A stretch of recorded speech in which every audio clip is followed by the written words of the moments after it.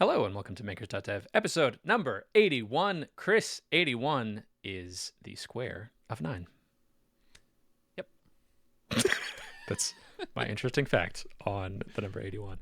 I have a goal for this podcast. When we had that interview with Johnny Tong, I think we had a conversation. I don't remember if it was on the podcast or beforehand, but he was talking about editing his podcast and how he spends a lot more time editing to edit out his ums and uhs. And he asked me, what do you do for ums and uhs? And I remember answering, oh, I just don't say them. And since then, I've been so cognizant of listening to other podcast episodes of us. I say it all the time. I say it in like every sentence. So my goal for this episode is to not say or or like. And we're going to see how that goes. That's my challenge for myself for this episode. All right. Good luck. I just said so You sure did. I'm clearly not trying. You do what you want, but I'm gonna try really hard, especially just not to be. I was telling Sarah about this too. I think I told her the story that Johnny said that, and she said, "When I hear you recording your podcast, you're saying it all the time." And I was like, "No, I don't. I just said like, and I would like to not say that. I can use like in that context of something I desire, but Yes, got it. Not as just a filler word." And then listening to it, I realized, oh, Sarah's totally right. I'm saying these filler words all the time, so. Extra little there we go. Extra little cognitive challenge. I'd rather just pause. I'd rather just have a little bit of silence. I think it's good to pause. I also think it's for the style of podcast we do, which is super conversational. I think it's fine. Like if this was really like I just said, like if this was really like scripted, it would stand out more. But since it's more like a conversation, I don't notice it. But yeah, I think it just sounds conversational, and I think that's fine and feels authentic, especially when my dad bursts in to ask me to do something in the middle of the podcast. And that's just a habit I'd like to hone out of myself. In conversations, I think I'd prefer to not be using filler words as much. So that's what I'm doing. How did your last week go? Or it hasn't been a week. It's been, 4 days? We had a weekend. How was your weekend? It's been a weekend, yeah. I pulled out a bunch of thorny... What did I call them? What bushes, berry bushes, from my garden. That's what I did. Yeah, Huckleberry bushes. Boysenberry. No, boysenberry. Yeah, boysenberry. Yeah, boysenberry bushes with lots of thorns. We tried planting them in a spot that was a little too shady, I think, so they didn't grow very well. So we moved them, but we didn't get them all, and they sent out runners underground. And so this year they're coming up everywhere in that part of my yard, and so I had to take them all out, and I'm gonna have to do that probably for like every week for the next year to get rid of them all because they're going to keep coming up, I think. Oh boy. So that's what I did. love that sort of work of you're in the ground and you're digging in the dirt, and something about dirt, being around dirt, I just feel better. It feels like a natural antidepressant or something. There's some chemical balance, or I feel closer to the earth in a way that I don't when I'm just typing on keyboard. So it'll be a fun break from technical work. Yeah, that's why we planted the garden, and I generally like that kind of work, but these are very thorny bushes, and my gloves were not thick enough to prevent the thorn sticks, so I may have to invest in some thicker gloves. That's a solvable problem, it sounds like. It's so hard. I'm persisting it at everything I say. I'm going to keep talking now and saying words that are not filler words. Great. You got AcornChat on the Slack App Store when we last left you off. How did that go? Do you have 100 million users now from all the people on the Slack App Store doing your thing? Nope. I have some increased traffic, but I have the analytics I have set up are like homegrown. It's like a homegrown, like I record events, including the referrer and stuff, but it's not enough. I don't store enough information to really figure out anything about who's actually coming to my site. So one of the things that I want to do is put some better analytics platform on there so I can better figure out who's coming and what their pages they're looking at and stuff like that. So there is some increased traffic, no signups or trials or anything like that yet. So we'll see how that goes. But analytics is the next step, I think, so I can actually just figure out what people are doing. 2 questions. Why not just Google Analytics? That's probably what I'm going to end up doing, but I just haven't. Yeah. Okay. Makes sense. Yeah. And you said you had some increased traffic, but you're not sure where it's coming from, and you're not seeing increased signups. Correct. Okay. I'm curious about that. I wonder if just the conversion rate is too low, that it's only been, what, like 2 or 3 days? That Yeah, it's been a weekend, so I anticipated that it would take longer than that. So yeah. Okay. Having got through most of Traction, I'm looking at this in a different light. Of the Slack App Store is one marketing channel, but I could imagine also you buy some paid ads, just pump like $100 into it just to get more people going through the funnel, and then once you have analytics in place, you'll be able to see, oh, people are dropping off at this point. Maybe onboarding, there's some step that is unintuitive or difficult that people are dropping off. Do you feel like you'd like to push this forward in other marketing ways? I think I've heard you describe this a few times as you just want to sit back and sort of see what the Slack App Store does. How are you feeling about this as a project overall? Yeah, so it's like a lot of my projects, and now that it's working, I am much less interested in it than I was before, which I hate about myself. Yeah. But that's so I'm feeling a little burnt out on it actually, which is annoying because it just got started, and so yeah, so that is something I'm feeling for sure. Yeah, I've been filling my time doing Kaggle competitions, which I could talk about. That's the other thing I've been doing, and I've also been sort of looking wistfully at like developer advocate, developer relations kind of work, or either jobs or consulting or something. Like I've been hardcore coding for 14 years now or something, and so I'm getting a little tired of it, I think, which is a feeling I'm not used to feeling. So, and I know I like teaching people, I know I like educating people, and so things like developer relations type work seem very interesting to me. I don't know. What do you think? I'd love to know more about that. It sounds like you're saying you want to move away from more of the hardcore technical stuff of doing coding, and a position like a developer advocate role seems like it would be a fun use of your existing skills, and it would be an interesting change. Yeah, exactly. So one thing I noticed that I'm feeling in AcornChat and other things is like I love doing initial development work. I love doing getting into a problem, but then once the problem becomes something that you have to maintain over a long period of time and do some of the harder core engineering work that happens over long engineering cycles, I get much less interested in it. And so that's something I've noticed in the last couple of years. Like one reason I love Kaggle competitions is because you work really hard in them for 3 months and then they're done. And so one thing that developer advocate, a role like that would let me do is kind of switch between coding and more like creating tutorials, doing workshops, talking to people, that type of thing. And there's less of the like day-to-day operations stuff that comes along with most regular engineering roles, at least in startups or on your own.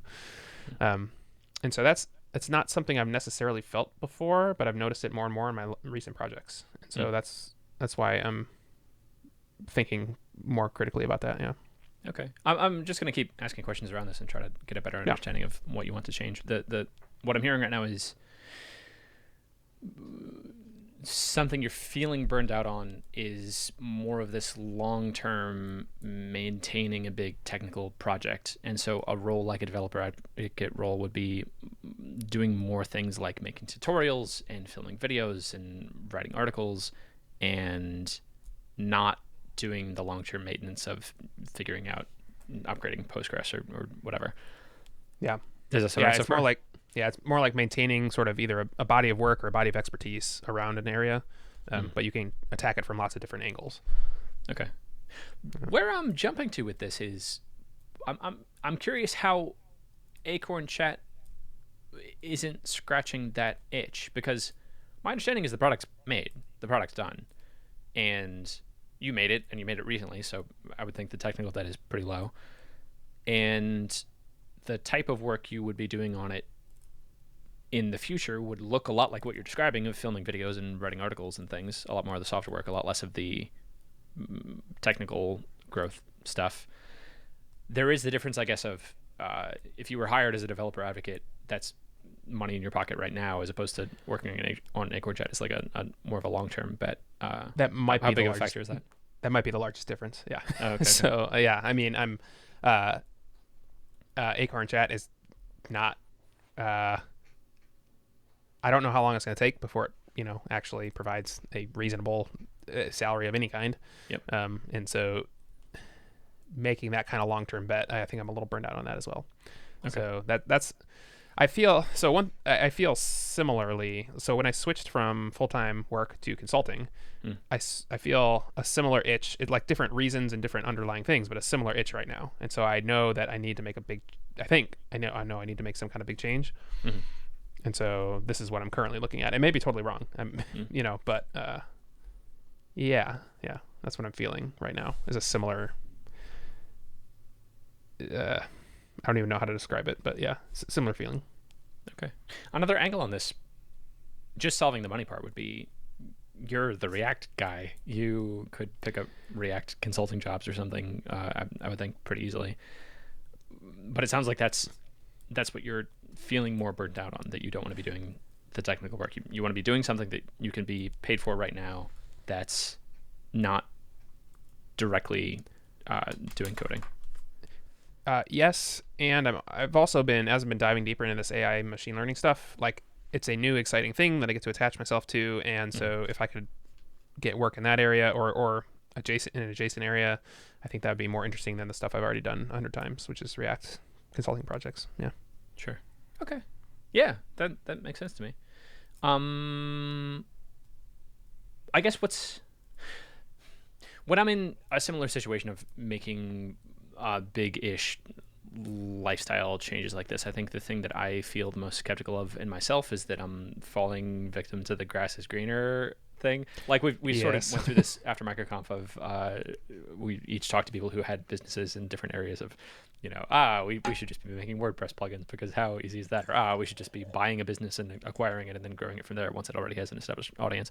And both of those, I think I realized, if I was actually in that position, I would have just as big of a set of problems. They would just be different problems, which I guess there is something to that, of changing up your problems can be nice and attacking things from a different angle and realizing benefits of where you were before and realizing that you're actually better or worse at different problems in a different area. So I think, well, how do I ask this?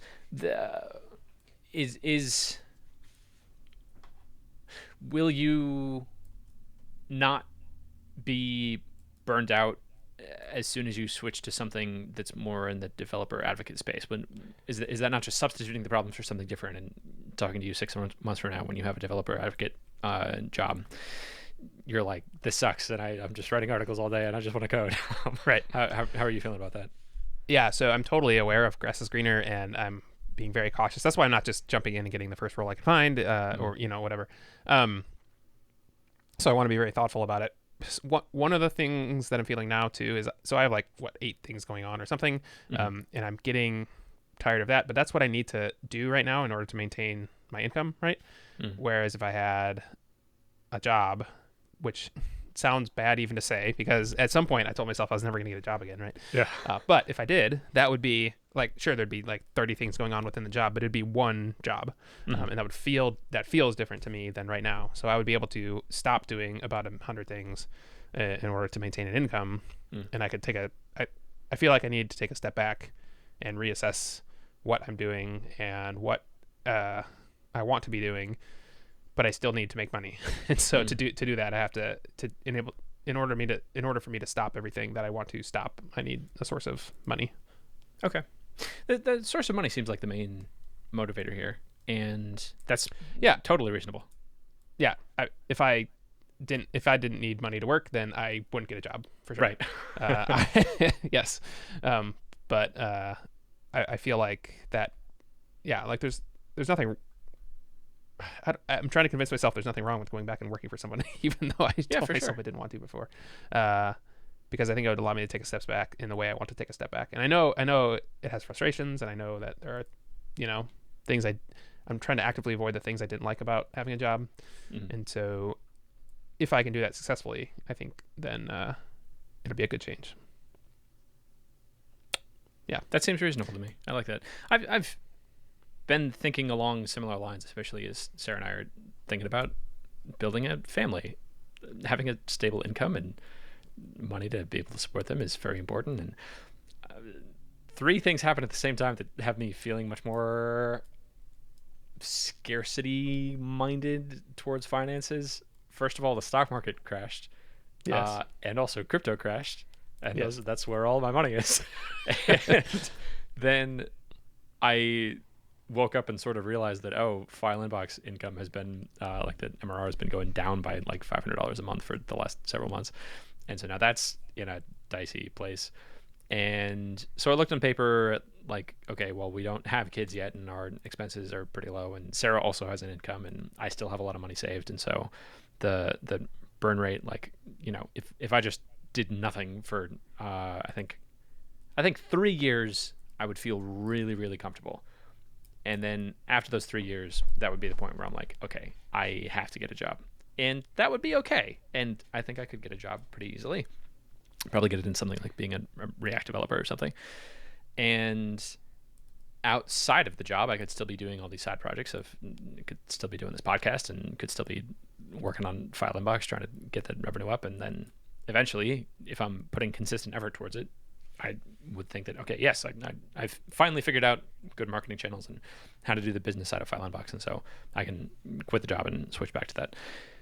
So yeah, the plan you're proposing, I think, sounds a lot like the plan that I like, my backup plan of what I would need to do in about 3 years. So I support it. I think it's a good idea. What's the next step? What are you thinking about? Well, for one, I may feel totally different in a week. So check back every week, I guess. Okay.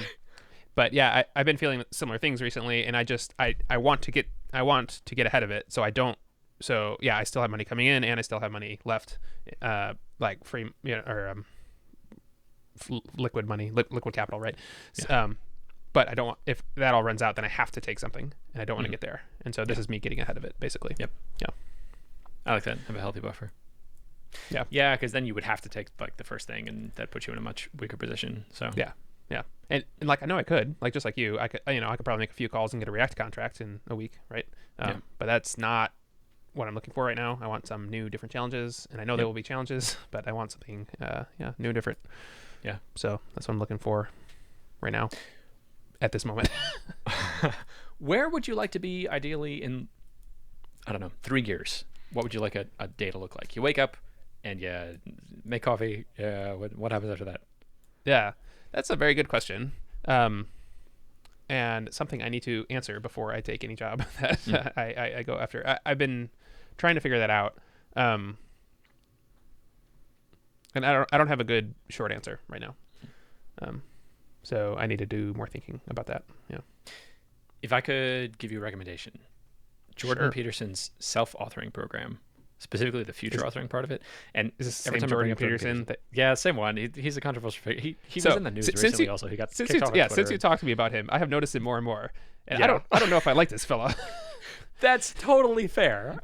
And his most recent video, he's like being shitty and mean about Twitter, like not one. And I totally get it. I think he's trying to be consistent with his beliefs. For I don't totally understand the issue. Twitter kicked him off of Twitter or banned him or something because he posted something that was sort of a backhanded comment against someone who I think is transgender and also a politician. I didn't totally understand it.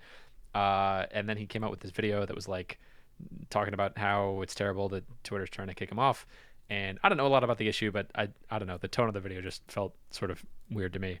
And so all of that aside, I don't like people are complicated and like they have good and bad parts, and you don't have to agree with, like, J.K. Rowling had a bunch of controversy and her books are still really good. I would still recommend those books to people. They're fascinating and like define my childhood. So putting that aside, the future authoring program is very useful. He developed it also with like 2 other people who researched this sort of thing, and it's basically this journaling exercise where you go through and it walks you through all these different areas of your life and says, what are some people who you admire, and what are some goals that you have in this specific area, and what would you like your life to be like in this area in 3 years. It's difficult to answer the question like where do you want to be in 3 years? But it's much easier to answer this, how they've broken down these questions of, what's a future that you'd be excited for in this specific part of your life? How would you like your finances to be different? How would you like your health to be different? And at the end of it, it takes a long time. It's a big investment. If you take it seriously, it takes, I don't know, like 4 or 5 hours to do. But if you do it, an hour a day, we could talk about it next podcast. And at the end of it, you have like this essay that you've written about your future and what you want. And part of it, which is so much fun, is talking about if you didn't do any of these goals, if you didn't go towards them and instead you let your bad parts take over, what would that future look like? And you have to sit there and write this story for like 10 minutes about what your life would be like if you just let yourself fall apart. And then you have this carrot of, okay, here's this really cool future that I could run towards. And you have this stick of, okay, if I don't do anything, there's this really bad thing that would happen. And that's maximally motivating is the idea of the exercise. So I think that would be what I would recommend for you. The web app sucks, which is why I remade it, but I haven't remade all of it, so I would still recommend the original site. Yeah, it's still very useful. I have 2 thoughts. The first is about controversial figures who still might have interesting ideas, which is I like watching like explainer videos about their work instead of themselves. So that separates their work from them. So there's loads of good YouTube videos for any popular book or course or whatever that are like independent third parties basically explaining what the thing is about. And so if you hate Jordan Peterson but you are interested in that, then try to find an explainer video about that, and then you can actually separate the idea from the person. That's my first thought about controversial figures. Secondly, it sounds very interesting. It also, so I was just thinking about this as you were talking, which is it still has sort of the grass is greener fallacy in it, I think, because you can, if you're writing a really positive story about where you want to be in 3 years, then you're going to only focus on the good things. And when you when you write a really negative story about, what happens if I just, I don't know, eat chocolate all day, then you'll only focus on the negatives. Is there any like counterbalance in that framework at all to like try to think about for any good outcome, there's going to be hard things you're going to have to do to get there. So like, is there any counterbalance to like make you understand that there's going to be work and going to be challenges getting you to that goal?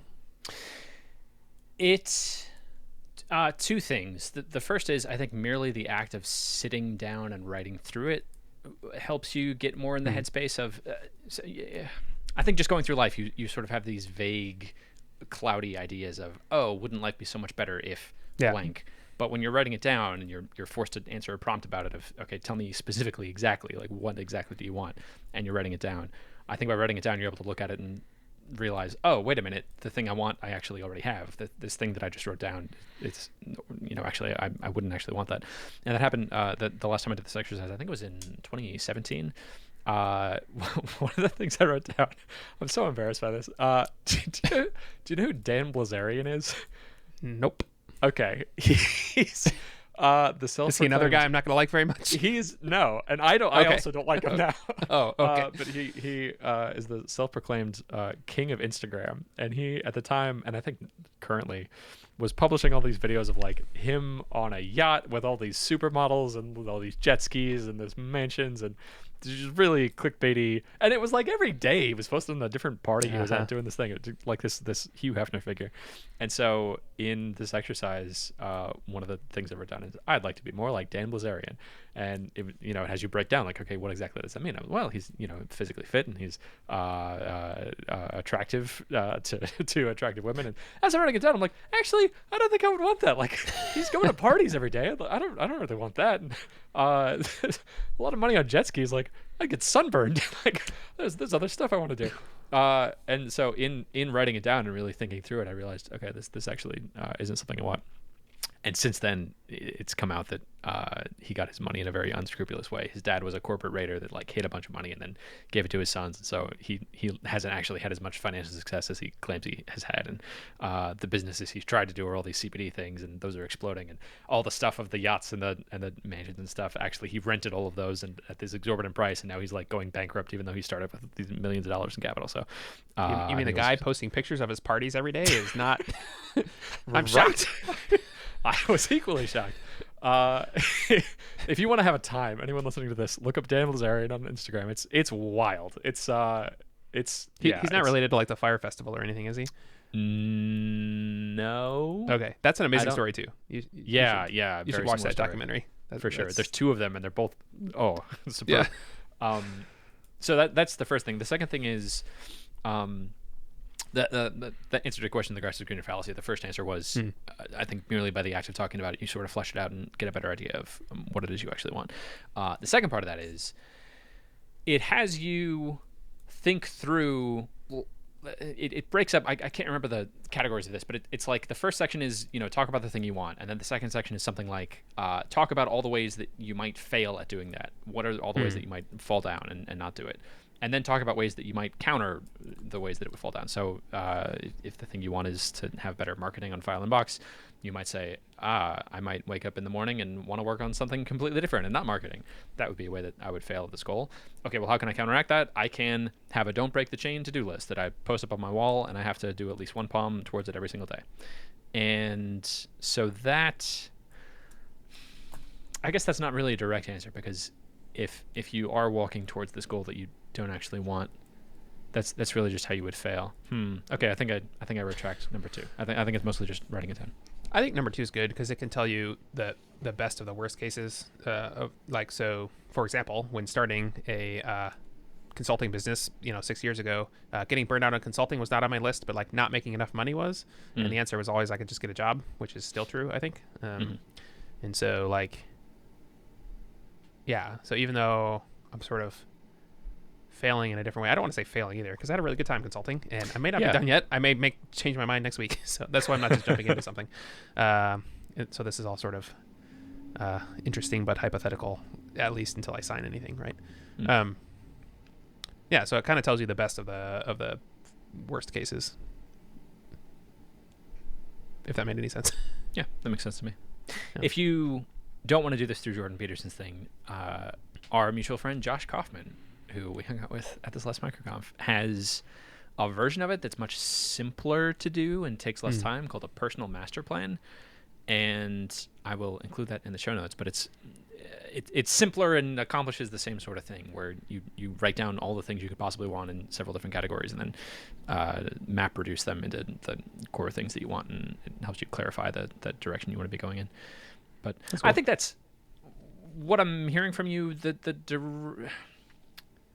I think if you had a very clear picture of this is the future that I'm trying to get towards, I 3 years from now, for sure, I want to be running a SaaS, and I want it to be making at least this much money. That's the goal that I'm headed towards, because that life would be the best, and here are the reasons why that would be the best. How do I get there? Then you can sort of work backwards of, okay, well, in the interim, I want to make sure I'm not running out of money. I want to make sure that my runway is long enough. I need at least this much money to be able to do that, and I need to be spending this much time working on the SaaS to be able to grow it up to that amount. So what does that look like? Well, actually, the easiest possible way to do that is just I take one React consulting job every 3 months, and that can sustain me indefinitely and give me this maximum runway and maximum time to be able to build the SaaS stuff forward. That's the sort of plan that I think would really clarify and solidify what the best next step is. Yeah, that makes sense. And that used to be my goal. And so, everyone listening and you are probably operating on that assumption. I don't think it is anymore. And so, yeah, that's what I'm feeling. Cool. Yeah. What is it you want? Does anything come to mind? Like, of course you're going to get it out of doing one of these exercises, but what? That is a good question. I think studying AI has opened up a lot of different possibilities that weren't there before for me. And so right now there's, 30 different careers I could pursue. And so I'm feeling that a little bit, which is like, there could be multiple really interesting options for me. Yeah, so I don't have a great short answer right now. That makes a lot of sense to me. You're in a very different position than we were when we started this podcast. You have most of a master's in machine learning stuff. I have a third of a master's. A third of a, okay. Not quite most. Yeah. A good chunk of a master's degree in machine learning. And that's cutting edge stuff, right? That's, you're a physicist 10 years before the Manhattan Project. That's really exciting. This is the most advanced stuff that computers have ever been able to do. We're in the infancy of it right now, and you're on the ground floor. that makes a lot of sense to me that would be shifting your priorities of what you want to be doing. You could be building the AI that takes over the world, turns the universe into paperclips. And, Try not to. Yeah. So yeah, I think sitting down and just dedicating some time to really thinking about, in this new position that you're in with the new skill set that you have, where do you want to be? Okay, good. Thanks for the therapy session. My pleasure. This episode is sponsored by BetterHealth.com. Not actually sponsored. No. I do recommend therapy though. Right? Yeah, we've had several. I think a lot of the people we've interviewed recently, like, I recommended therapy. Therapy's great. Do therapy. Helps your life. All right. How about you? You did some SaaS stuff recently. I did. Let's talk about surprisingly, like, only a couple days have passed since the last episode of talking about marketing, and I feel like I've made huge strides already. The very next chapter that I read of Traction was on SEO. And I'd gone through several chapters of, like, it talked about offline ads and billboards and how the billboards make the most sense for local events, like a play or a movie or a comedian coming to town, to increase awareness of it, where it's sort of mass market, but you don't need to take action on it immediately. You just want to sort of get it in people's minds. And things like print ads make the most sense for people over 30 if they're doing magazines. A lot of people are still reading magazines, but not young people. And so we got to SEO, and they were talking about who SEO makes the most sense for. And they said, to really nail SEO, you need to really nail this backlinking game. And to get backlinks, there's some strategies of getting other people to blog about you, which we sort of talked about in the PR thing. If you can get news agencies to link back to you, and then there's other strategies of, like, if you have a product where people are linking to it, like LinkedIn was their example. People on their website are going to be linking to their LinkedIn page, and that'll increase the ranking of your page, the site SEO score. And also, if you have some sort of a widget that people can embed in their site, that increases your SEO score. And you know what File Inbox is? It's those last two things. It's a thing. Right. It's a link where people link to it from their website, and it's an embed thing. And the way that I did the embed, this happened totally by accident. My code to embed File Inbox in your webpage is a link to your page. And I was thinking at the time, this is just a good fallback if the JavaScript fails. I could have just as easily made it a div with a custom ID attribute or something, but I made it a link, and I made it a link back to File Inbox. And so there's a ton of sites that are linking to File Inbox that improve the domain score of File Inbox. It's great. That sort of has me rethinking that I kind of want to make embedding free, maybe like add back a free tier, because that would also boost the File Inbox score. So I've sort of circumambulated in this marketing thing of after reading all these things about, okay, well, I could do PR, and I could do unusual PR events, and I could do offline ads and buy a billboard. SEO just feels like the obvious thing to do that I have a really unfair advantage in. And I've already known that. I knew SEO was a thing, and I've talked to so many people at Microconf who their main marketing channel is SEO, and it's worked really well.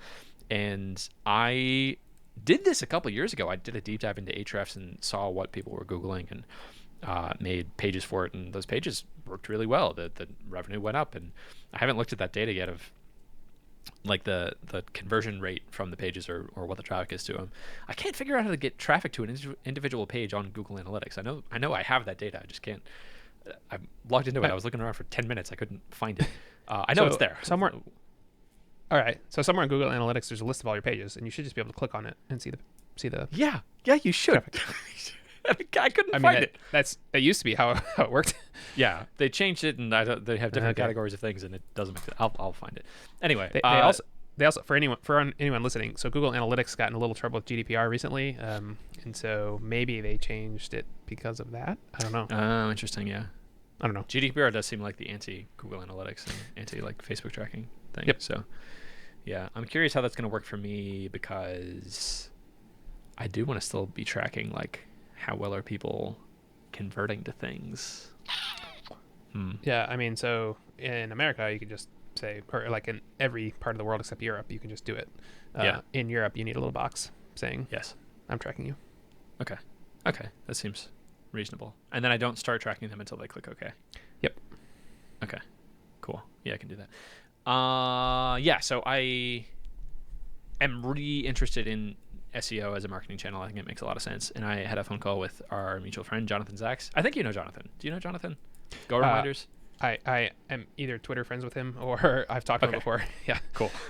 He's a cool guy. Lives in New York. Runs a site with a co-founder called Go Reminders, and Jonathan is the marketing side of the business, and I think his co-founder is the technical side. And so I asked him on our last call, like, hey, I think I want to get really good at SEO, and you're one of the best marketers I know, so can you tell me about how SEO works? And he was like, oh, yeah, with filelinux.com, right? And he goes to Ahrefs. And watching him use Ahrefs, I can just tell this guy lives in Ahrefs. He knew all the shortcuts and all the filters, and he was just zooping around. So I think getting really good at Ahrefs could be an interesting, a good skill set in getting good at SEO. So he, for an hour, just gave me a whole bunch of suggestions of things like, oh, anytime you have the name of your site, you should have that link to your homepage, because as people are reading through this, they're probably going to skim around and pretend like your user is drunk, and anytime you see file inbox, if they can just click file inbox and go to your homepage, that's going to be better. And don't link to your competitors. I on comparison pages was linking to like Citrix ShareFile, and he was like, don't do that, you're just giving them free SEO juice. And he said have more internal linking. And there were a few pages where he recommended, here in Ahrefs, these are the things people are searching for, and here's the page that you have that's kind of ranking for this. But if you just subtly change the wording of this, that would be a much better page. So that, let me pull up that actual example. That page was at the URL file upload website, and apparently people are Googling file uploader for website much more than file upload website. And so by changing file upload website to file uploader for website, something SEO magic, so I'm going to get more clicks. A bunch of little things like that. Yeah. So I did most of them today, and I think it's going to be, I don't know, maybe another day of work. And then there were several pages you recommend that I add. So something like a WeTransfer alternative page that compares me to WeTransfer. And YouSendIt was another site that I think recently changed their name. So making another YouSendIt page. There's a bunch of people Googling upload file form or forms with file uploads. So I think I need a page for that kind of talks about, like, here's how HTML file upload fields work and what you need on the back end. Or you could just use file inbox and it's way easier.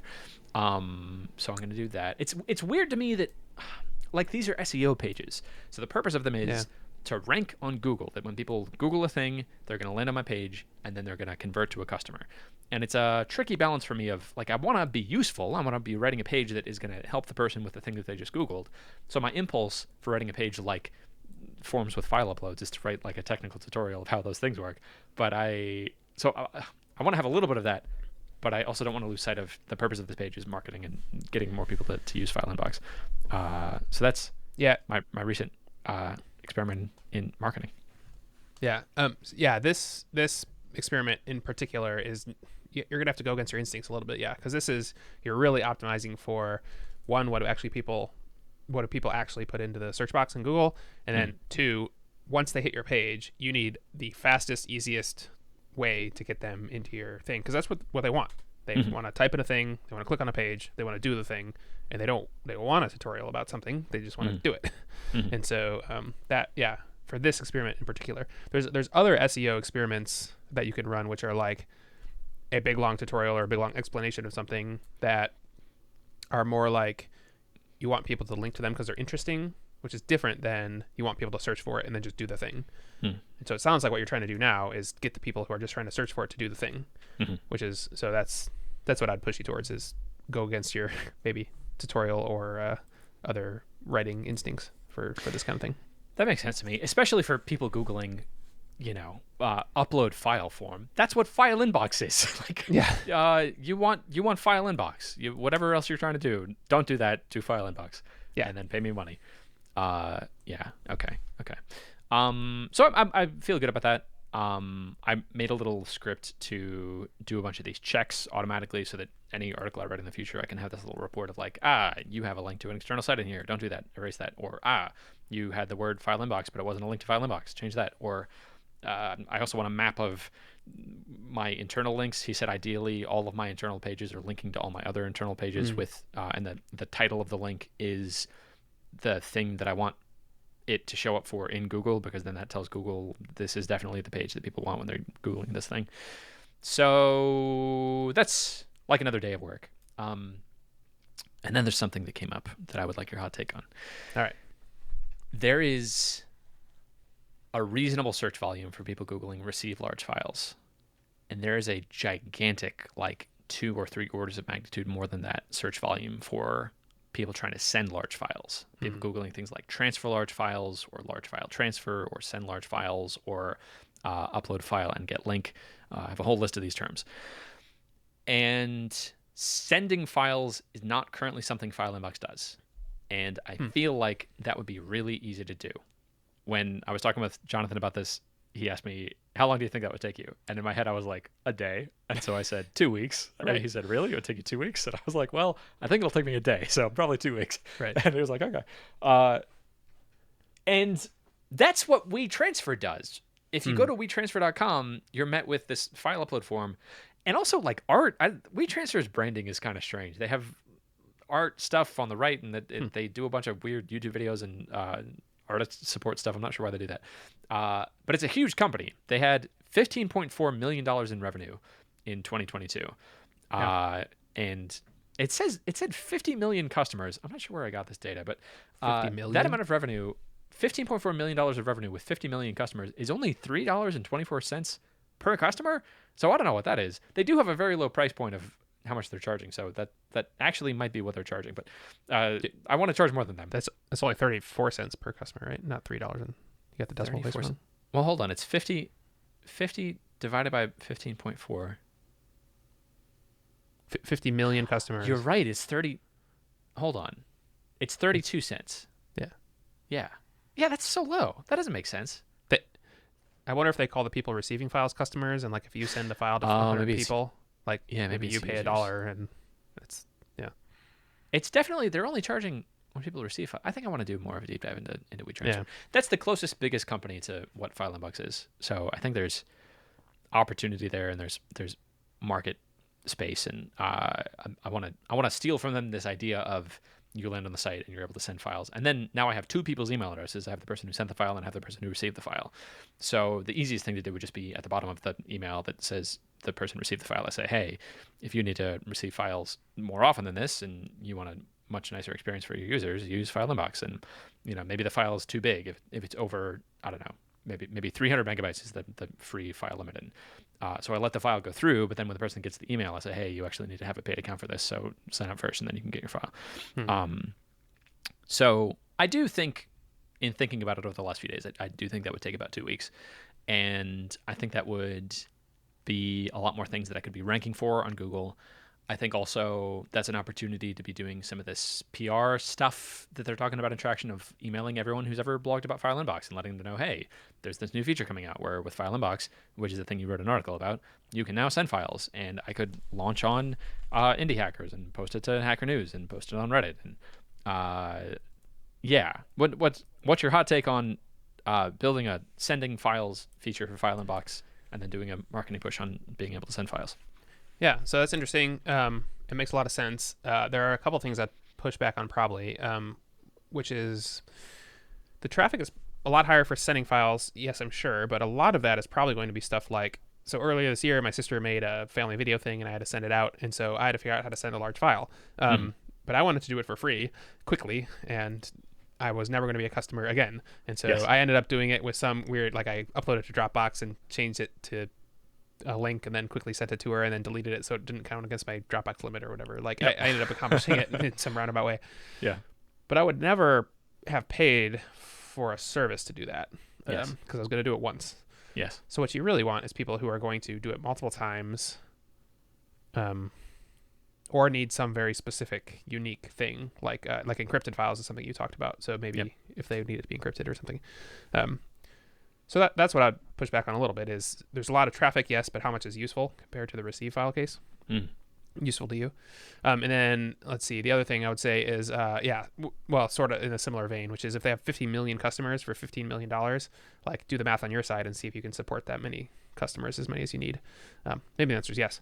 But yeah, so I think it's very interesting. I would do some small scale experiments to see like how valuable the traffic actually is, and can you support those customers, and can you find people who actually have this use case that would actually pay you money for the thing for the type of service you want to run.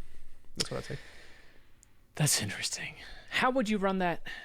as an experiment without I have no idea. building the feature? Okay. Yeah, I'm not sure. Yeah, I'm not sure. What in your estimation, what kind of people are sending large files that you would want to attract as customers?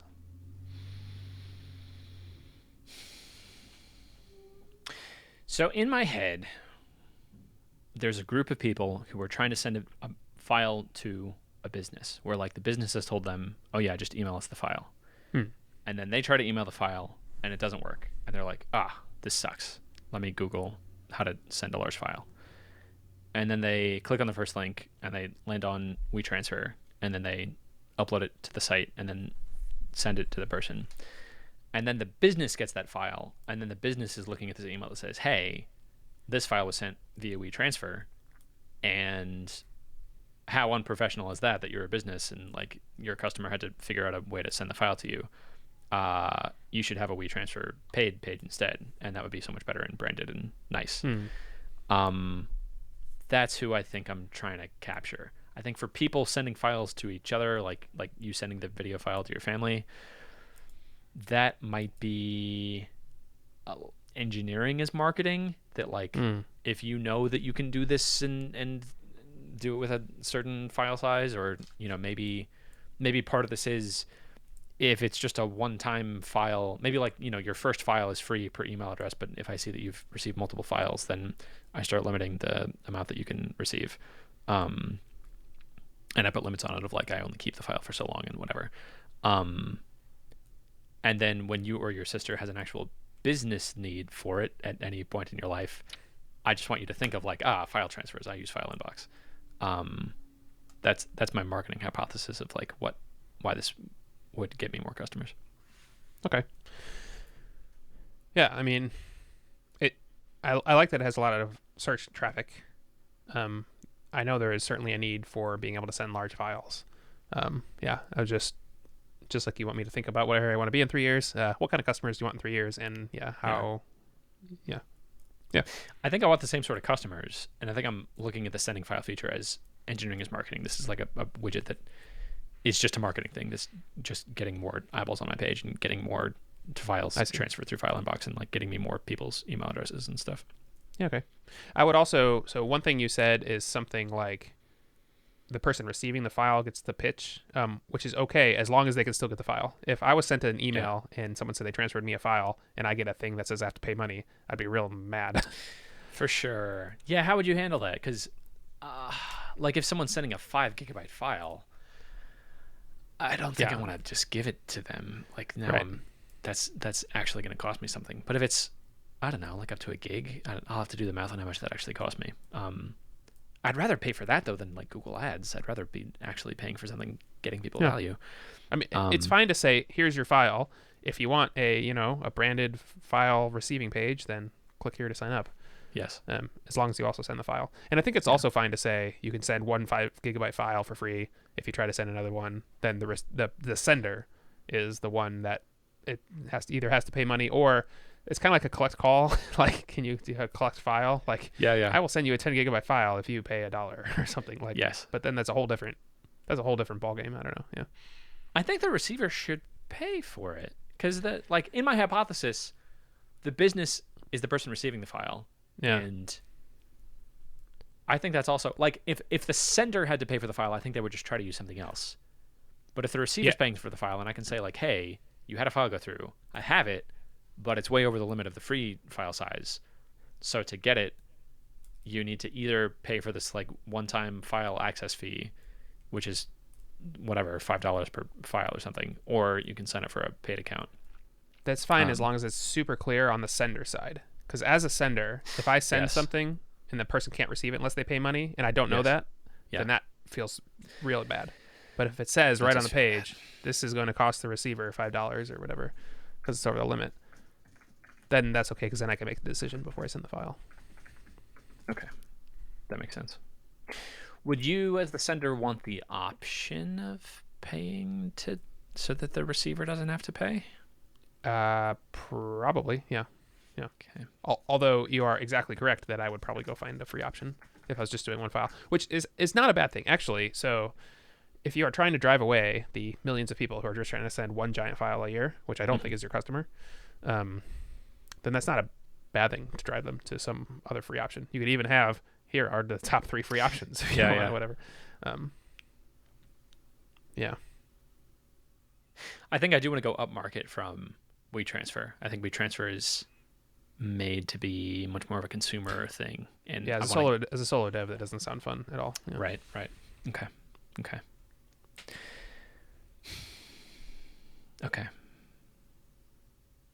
I think that makes sense to try for sure, because I can always shut this down, right? Like if it ends up being bad. Yeah. Okay. Yeah, I mean, you could at least write the article, see how many pages it gets, and then, I mean, you have to do, you said 1 day to 2 weeks, so who knows if that takes actually 1 day or 2 months. I don't know. Yeah. So be prepared to shut it down if it starts taking a long time to develop also. Yeah. But yeah, you could at least drive some traffic to it and see what happens. Okay. Cool. And I can buy some paid ads, see how those paid ads convert. Probably pretty poorly into like actual customers. But man, my paid plans like starts at $30 a month. And if I get one customer, that would pay for a lot of free transfers. Yeah. So, okay. I don't know. I think this is the best thing I can be working on. There's still some low-hanging fruit in writing some SEO pages. And then after that, I have this long-term project of like eventually getting everything over to serverless. I had to deploy something in Rails today. we were co-working during this, so you got to see it happen. But actually coding in Rails was fine. I sort of missed Rails and how everything's super straightforward, and I was able to just jump back into it and remember like where all the views go. But then deploying it, man, I have this like self-hosted Heroku thing that I set up because it's so much cheaper and so much better than the performance I was getting on Heroku when I tried that. And it takes like 10 minutes to deploy something, and it's just too much. And it's all individual servers, and like the versions of Ubuntu running on each of them are slowly going stale, and it's just so much more work. So I feel solidified in like doing this serverless transition. Also to scale that, like that would be so much work. I think I have to like upgrade my Cloudflare plan because then it's more than 2 servers, and it's just a whole thing. Setting up each of the servers is a pain. So you were doing that work doing co-working, and the first time you're like, I'm going to make this change. I'd have to do it in Rails. And I was going to say something cheeky like, oh, so you're okay doing Rails development, huh? And then the next one, you're like, this is taking forever. I hate this. I was like, oh, okay. Yeah. But that's also why I pay for Heroku, even though it's expensive and slower. It's what, I do a git push and it deploys. So yeah. That's pretty cool. Which is what, like, I think that makes a lot of sense. I think that would alleviate a lot of the pain that I'm feeling on my current plan, but like I can't justify that and have it be 10 times slower. That just makes it so painful. I can't do that because I pay something like 15 times more for hosting, and it's slower, and that's just I can't do that. It's also dealing with files. Yeah, dealing with files is super tricky with Heroku, and so since you're a file transferring app, I think it makes sense. Yeah, that part of it actually is serverless right now. That part goes through just S3. People upload directly to S3. Yeah.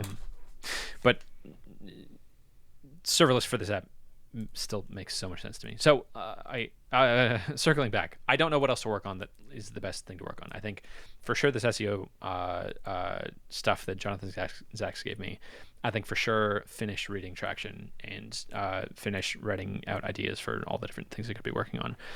And then the next thing after that, I have this project of I want to do this serverless transition, but I've been working on that for a long time, and like revenue is still going down, and so I'm like itching for something to increase revenue. So, like, what else would you work on that would increase revenue more than building a file sending feature? Yeah, so I can answer that sort of by telling you exactly how this SEO experiment is going to go. I can already see how it's going to work out, which is you're going to do it, and then like you're not going to see a immediate increase in traffic, and you're gonna be like, this is crap, and then you're gonna forget about it for 6 months, and then in 6 months that's when you're gonna see the benefit. And so just be ready for that. And so what I would say is definitely do it in the next, spend a couple weeks, whatever, on however long the SEO takes to get like where you feel like it's solid. Know that you're gonna feel bad when you don't see immediate returns, But by that point, you will have finished traction as well, and then you'll have more ideas. So I don't know that I have any ideas right now for you, but once you go through this SEO thing and then you finish traction, I think you'll have more ideas. Also, then you will have done the SEO stuff, which like kicks in like 6 months. So yeah, that's what I'll say. Okay. Sounds like for sure finish traction, for sure finish the SEO stuff. Yeah. And then reevaluate in that moment. After I've read traction, I might have some other marketing channel or something that makes more sense. Right. But the current plan is build this file sending feature, but like question at that point if that is the best way to go forward. Yeah. Okay. All right. Yeah. Okay. Yeah, of course. And I only need to know the next thing I'm going to do. I don't need to know 3 steps ahead. So that's fine. Because you'll have different ideas in 2 weeks. Like you'll have a lot more information. So okay. Yeah. That feels good. I think that's all I wanted to talk to you about. WeTransfer and the links. Yeah, I think that's all I got. Oh, I'm back in Texas, and it's very hot here. I see that. Yeah, I saw on Twitter it's going to be like 100 something for 7 days in a row. So yep. That's exciting. I'm just going to live inside now. Quarantine for a different reason. Yep. That's all I got. That's all I got, too. Then I'll see you next time. That felt weird. That was backwards.